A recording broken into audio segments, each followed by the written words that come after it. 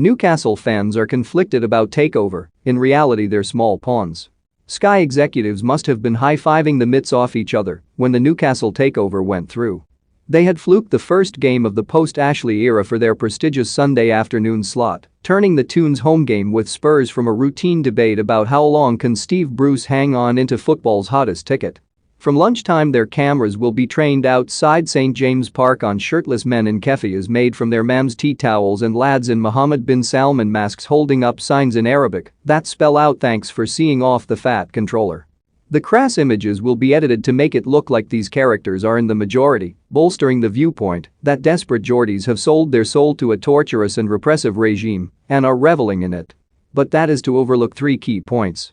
Sunday will feel like a liberation day at St James, primarily because the fans have been released from the clutches of the detested Mike Ashley and finally have some hope back.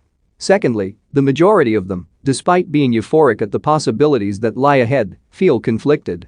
A survey for the Athletic website revealed that 83% are concerned about the human rights record of their new owners, and reporters working on the story tell a similar tale. One veteran Northeast journalist told me that virtually everyone he has spoken to feels torn. There is a dizzy elation at the thought of winning trophies, but an embarrassment for some and a shame for others at the way it will happen. But how can they change it, he asked. They either continue supporting Newcastle or leave and support some other team on moral grounds. Which rarely happens, as the breakaway clubs formed in protest at the American hedge fund owners of Manchester United and Liverpool showed.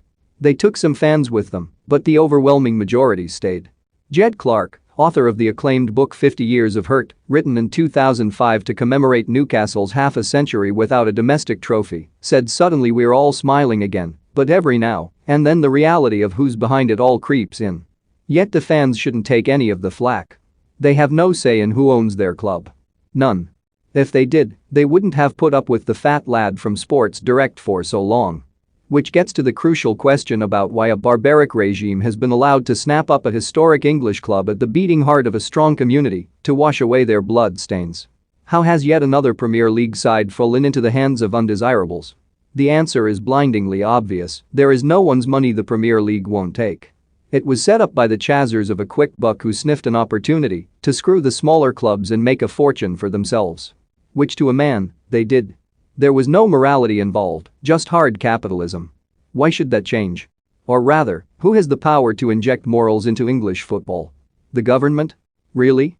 In April, when Boris Johnson bizarrely claimed his Brexit had seen off the European Super League, he vowed to stop clubs being turned into global brands with no relation to the communities that gave them life.